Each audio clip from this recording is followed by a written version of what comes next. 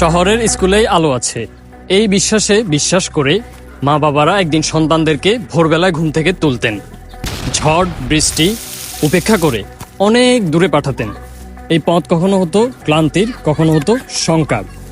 আর পাশের যে স্কুলটা ছিল সেটাকে আমরা বিশ্বাস করতাম না, ভাবতাম গ্রামে মানে হয় না। কিন্তু আজ একটি শিক্ষা প্রতিষ্ঠান প্রমাণ করেছে শিক্ষার জন্য, স্বপ্ন, মান এবং সাফল্যের জন্য শুধুমাত্র ঠিকানা পরিবর্তন করলে হয় না, মনোভাব পরিবর্তন করলেই হয়।